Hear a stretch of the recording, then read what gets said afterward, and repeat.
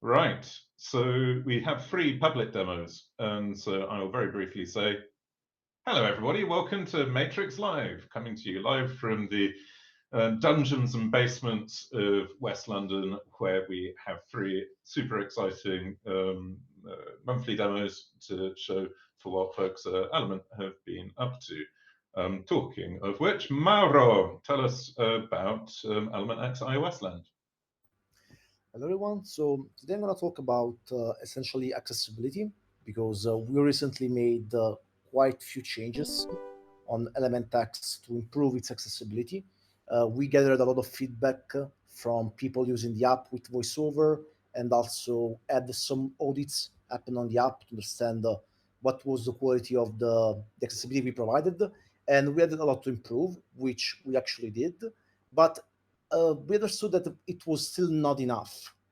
Essentially, we're still realizing that feedback from people, audits, doing manual audits, are still kind of localized to what people are used to be testing pretty much most of the time. But the app contains a lot of screens. Some of them appear only in some edge cases. So it's not possible to provide an extensive amount of accessibility audits without doing some automation.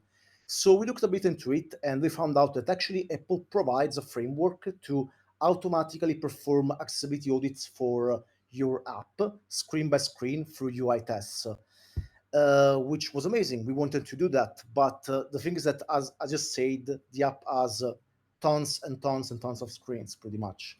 So we had to find a way to pretty much be able to test each one of our screens without resulting pretty much writing down each test for each one of the screens we had.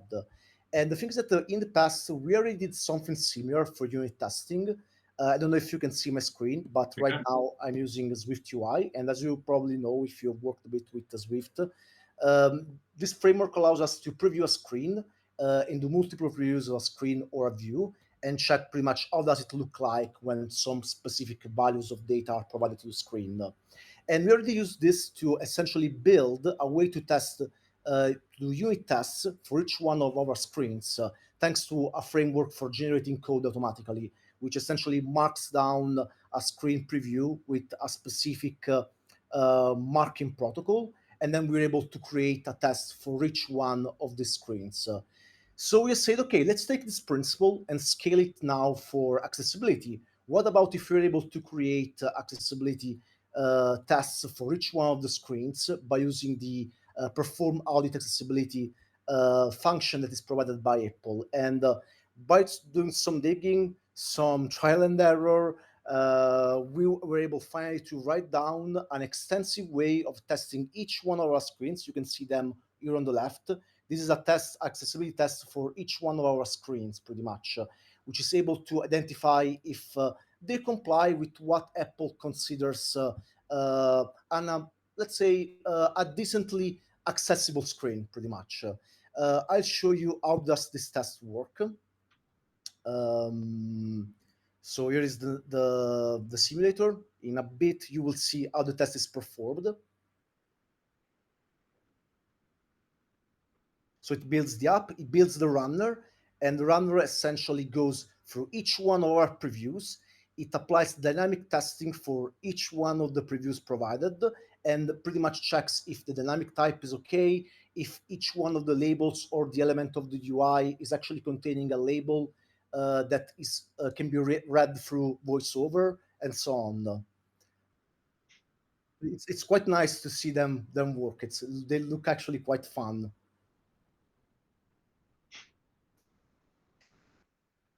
So now we will see what happens when you find out, for example, if there is a specific issue. So here the test is running, but I think here in this specific test case for the lock setup print screen, there is probably an issue. Now, as you can see, it's testing the view itself. It's testing all of its states that we provided in the preview tests. And as you can see, there is an issue. So let's interrupt the test for now, which, by the way, take about 2 hours on CI, so they're not like very lightweight, but we run them pretty much once a week.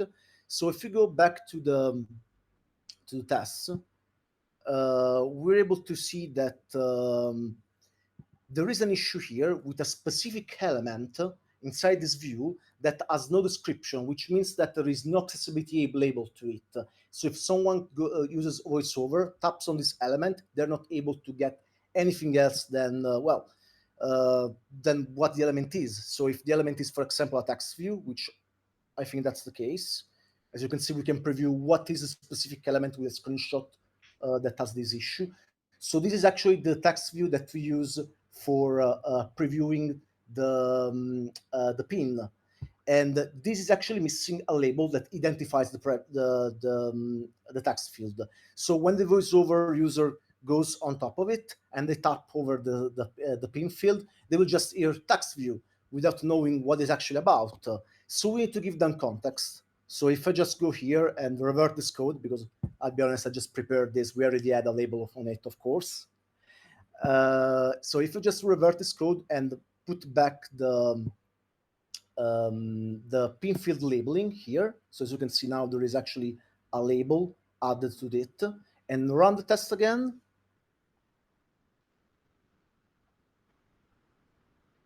Which, by the way, takes a bit.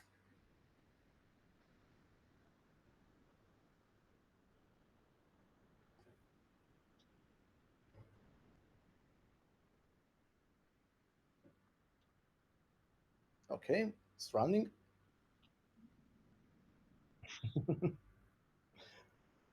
There we go.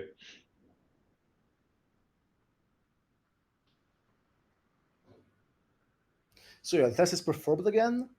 And if everything is all right, when we get back here, we should see a nice green check mark as soon as the test is completed.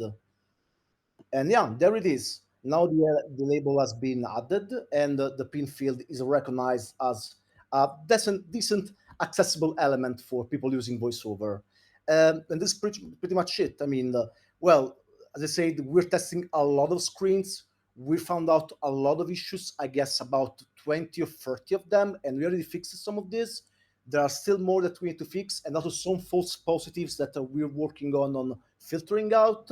But I think we've built a very useful tool that allows us to understand what are the issues, but most importantly, also to find out regressions that we might have on the element X after we work on it, essentially. And that's it. Yay! It's super cool. Grazie, Mauro. It is looking fantastic. I guess this would be a good opportunity to plug the blog post that Danielle is putting out next week, I believe, about all of the accessibility work that has been going on, particularly around VoiceOver and iOS, which will get into a lot more information about Element's accessibility mission, which is great that we're at the point of doing stuff like this. Also, that is a terrifying number of tests, like really scary. Just to give some context, when we built the framework for the first time, we had about 1,600 issues that most of them were false positives, but some of them were actually issues, and we took some time to actually fix each one of them and find also clever ways to understand when an issue is a false positive and filter that out. So yeah, it's a tremendous amount of tests, but at least they're all automated. We don't need to write anything else than pretty much the core functionality of the test, and now it's performed. Super cool. Okay, now over to Skye to talk to us about the joy of encrypted state events. Wonderful. Hello, everyone. Hope you can hear me all okay. I am working on encrypted state events. This is a MSc 3414. It's quite an old MSc. It's, I believe, 4 years old. So there's quite a lot of the fine detail in this MSc. It still needs to be fleshed out, but I'm working on basically the naivest possible solution to this, which is in order for the Element server, so Synapse, to properly, keep rooms correct and everything, but it needs to have the state key visible, regardless of whether or not the contents of the state are encrypted. Sorry, I've just got a message on Element from someone. Stereo left only. Love that. You're fine. I'm fine. I can switch microphones. No, it's fine. It's fine. Wonderful. Yeah. So the server still needs to see the state key, But of course, ideally, we'd like to encrypt that information. So the naivest solution at the moment is to basically just whack the state key with the type of the state event that's come, because of the type, the actual type of the event will become obfuscated to become m.room.encrypted under this MSC. In regards to sort of code changes, it's actually been relatively simple. Perhaps the biggest change I've really needed to make is just updates to the room SDK, where I now modify send state event for key. This now returns a fancy feature, which will do effectively something identical to the existing feature for sending message-like events. It just looks up the room encryption state, checks if it's encrypted, and then it matches against the type of the event to see if it's one of the critical events that we shouldn't encrypt. And then I just call into the OLM machine and encrypt it and send it forward. That is all working. I needed a little bit of modification on the sync side, which I have lost. That's fine, it's not that important. Basically just to, when you pull down a sync response, to actually decrypt it before you process its contents. Other than that, it's all been actually quite easy code changes. So I thought it would be quite fun to have a look at what is going on under the hood. So I've got multiverse set up here. I have two rooms. One is unencrypted, so this one here, hello, I can send messages in it. You can see requests come through as you'd expect. I've added a new command to test a state event, that is renaming the room. So if I just rename the room to test, you'll see it updates in the multiverse UI, and I can also see in the response here. You might need to zoom in a little bit, Skye. Yes, that is the... If you get a control plus on that. There we go. There you go. So you can see here, I have the room name has come through, and it's got its unencrypted plain text content here, which is fine. I also have a new encrypted room. This is encrypted as you'd expect. I can send messages, and I can now rename it to test encrypted, and it will update in the multiverse UI. And if I have a look in the sync event, which if I can't actually see the path because I've now zoomed in. Which one of you is the sync event? It's you, I think. Let's have a look. There you go. So you see we now have a m.room.encrypted come through. This is the state event. So it is being encrypted and it's coming through on the client, it's getting decrypted successfully, and it gets applied to the store and visible in the UI. That is about it. That's all I've done so far. I think it's a good foundation. Thank you. I've also got it working with, to a certain extent, it works with location sharing, but obviously multiverse doesn't support any kind of that kind of behavior. So I've got an integration test for this, which I could also try and quickly run and hope it doesn't crash. This is based on Damir's shared history test. I can just give this a run, see if it works. So this will it'll create a room named dog photos. Actually, no, that's the wrong way around. It will create a room named cat photos, I think. Yeah, there you go. Names it cat photos. Does all of the stuff required to get Bob, the other client in the test, to receive encrypted events. And then Alice renames the room to dog photos. And then we basically just down here, I just assert that once we've synced with the server, dog photos is now the name of the room. And we can also just get the event manually, which is nice. This is going to take a while to compile. I don't think it's too important for people to see this. It works.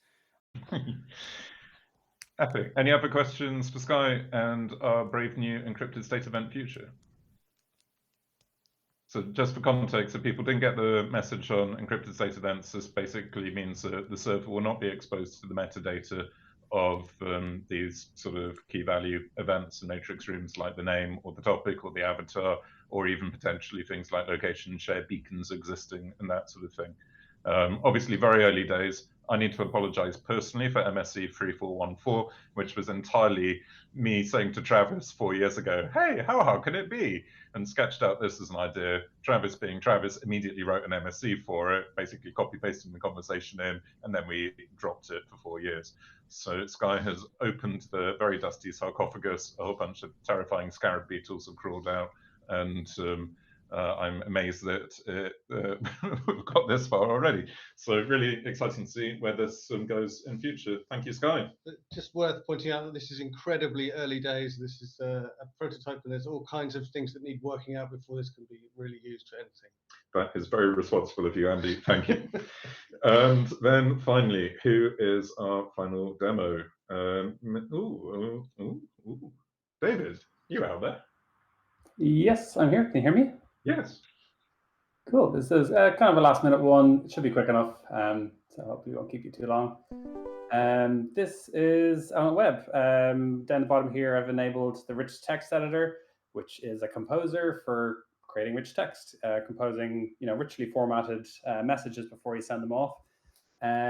Up to recently on web, this isn't actually the default editor. You still have to go into labs to enable it. FYI, but yeah, up until recently, if you had something like this, so yeah, typically we craft messages from the composer itself, and maybe in a business kind of situation, you would also be sharing content from elsewhere. You may have a document or a report you've created, or maybe you've crafted your twin message something else or somewhere else. But as an example here, I have some rich text coming from Google Docs. And there's kind of bold, italic, different types of formatting there, some ordered lists and some nested unordered also. And if you paste this into the existing rich text editor, you get this. So kind of all of your formatting is gone. You might start going through and trying to format it again, but you might be short of time and you end up just sending it. And it's doesn't quite have the impact that you wanted. Until now, we now support pasting in rich text, so I can copy this from Google Docs. This is my local server of Element Web, and you paste it in, and all of your rich text is still there. You can cycle through, the different pieces of content here. Say, go into the link, edit it, and continue to craft your rich text from the editor and send it into the room. Also works, I've tested it also kind of with like MS Docs and a couple of other sources. Here's kind of a bunch of HTML from Wikipedia. We copy this over and paste it in, and we get our code blocks and links and all that kind of stuff, italic, all that. So yeah, this hasn't just landed just yet, but it'll be in our web in the coming days, and probably find its way to mobile soon enough also. That is very, very cool. I hit it today. Yeah, I think we did have it, in 2016 when Aviral first did the RTE, we did have rich pasting in, and I frantically tried to maintain it myself for about 6 months before people ripped it out. And so it is amazing that only, 8 years later or something, we now have it back again. I think you might be missing some white space in your Wikipedia copy paste there, if I'm in the habit of pointing out bugs in people's demos, but otherwise looking really, really, really cool. Right. Anybody else going to sneak in any last minute demos, or can we go down the pub? Going once, going twice. Okay, thank you everybody. Thanks for watching Matrix Live, which I'm going to try to put out today, if anybody's willing to upload this immediately, and have a fantastic weekend. Bye.